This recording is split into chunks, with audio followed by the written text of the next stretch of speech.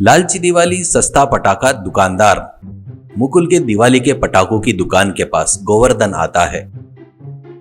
अब मुकुल से गोवर्धन, कल मैं बॉम्ब लेकर गया, एक भी नहीं फूटा, सब फुस्सी निकले, क्या है ये सब? कहता है तो मुकुल, ये धोखा नहीं है, ये तेरी किस्मत है। तू फोड़े सो बॉम्ब का आवाज नहीं आया तो मैं क्या करूं? और वैसे भी मेरे जैसा ईमानदार कहीं नहीं मिलेगा। और देख यार, मैं तेरे लिए कितने धूप में बेच रहा हूँ और ये पटाखों को भी धूप दिखा रहा हूँ, देख। ऐसा कहता है तो गोवर्धन, इस गांव में तेरे हलकटपना लालच के बारे में किसको नहीं पता। टेंट डाले तो पैसा लगता करके टेंट भी नहीं डाला, उतना पागल है तू। उसके लिए बड़ा हमारे लिए उद्धार किया जैसे पोज मार रहा है। तू ऐसे ही फंसाता गया तो कभी भी तेरा भला नहीं होगा रे, करके गुस्से से गाली देकर चला गया। इतने में मुकुल का असिस्टेंट नंदू एक हरे रंग का धागा लेकर आता है। अब मुकुल से नंदू, भैया अर्जेंट में धागा क्यों खरीद कर लाने को बोले?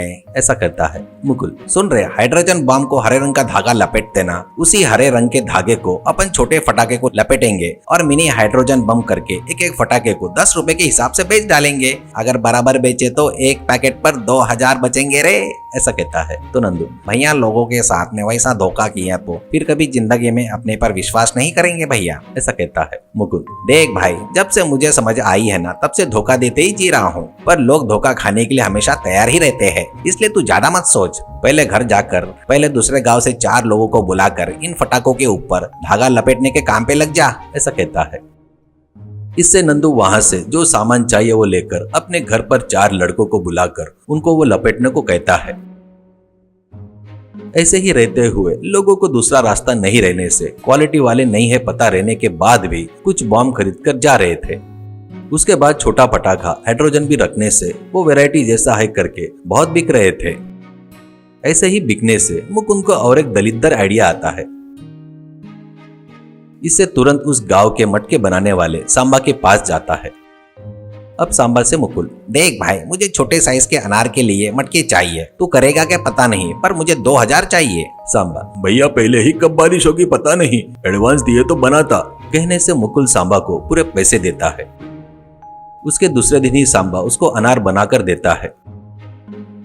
उसको मुकुल नंदू के पास लेकर आता है। वो अनार देखकर नंदू शॉक हो जाता है तो उससे मुकुल, क्या रे भाई, फिर से आया करके शॉक हुआ क्या? क्रिएटिव बोले तो वैसा ही रहता है रे, और मेरा तो एकदम मामूली नहीं है। देख, इन मटकों में तुम क्या करते बोले तो बारूद रहता है ना, मटके में पहले मिट्टी भर दो, ऊपर से थोड़ा सा बारूद भर दो, बस भाई, थोड़ा बारूद बाकी का सब मिट्टी। जैसे ही जलाएंगे वैसे फूस बोलेगा बढ़िया, जल रहा सोचकर बाद में कुछ भी नहीं आएगा, अपने को ऊपर पैसा ही पैसा आएगा। और एक बार पैसे पूरे सेल होने के बाद तुमको एक एक को 100 रुपए दूंगा, समझ में आया ना? बढ़िया त्योहार होने के बाद पड़ोस के गांव में जाकर बढ़िया फिल्म देख कर आओ, ठीक है ना? ऐसा कहता है तो नंदू, रहने दो भैया, हम लोगों ने फिल्में देखना छोड़ दिए, वो 100 रुपए तुम ही छुपा के रख लो भैया, कहकर उन अनार के मटके को लेता है। उसके बाद उसमें बारूद को मिट्टी से भरकर उनको तैयार करना शुरू करते हैं। ऐसे वो तैयार होने के बाद शॉप में ले जाकर रखते हैं। लोग भी नया है बोलकर उसको खरीद कर जा रहे थे, पर वो घर जाकर जलाने के बाद वो 3 सेकंड जलकर एक ही बार में फुस बोलकर बुझ रहे थे। इससे कुछ लोग उसको फोड़कर देखते हैं तो उसमें पूरी मिट्टी दिखाई देती है। अब सब लोग देखकर उसके उस धोखे के बारे में पता चलकर सब लोग मुकुल के दुकान पर आते हैं।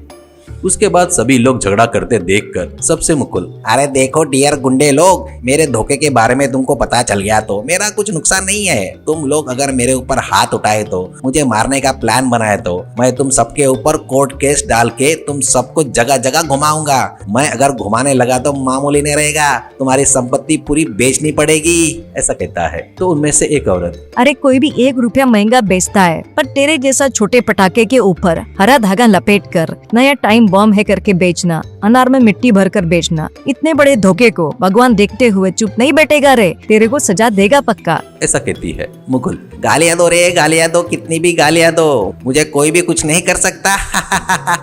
कुछ भी नहीं कर सकता रे, करके हंसता है। इतने में काले बादल छाकर जोरों से बारिश शुरू हो जाती है। बस टेंट भी नहीं रहने से मुकुल के दुकान में दिवाली में जो सामान फटाके थे वो भीगकर खराब हो जाते हैं। वो देखकर मुकुल घबराते हुए बॉम्ब को जमा कर रहा था। उसको देखकर सभी लोग खुशी से डांस कर रहे थे। अब मुकुल से एक व्यक्ति, अरे तू जमा करके कोई फायदा नहीं रे, एक बॉम्ब भी काम नहीं आएगा तेरा। टिंकू को लंबे ने मारा तो लंबो को माता रानी ने जम के धोया रे। अब जमा कर ले रे, जमा कर ले, फायदा पूरा ले ले रे बेवकूफ कहीं के। कहकर सभी लोग उसके दुकान के आगे उसी बारिश में डांस करते हैं।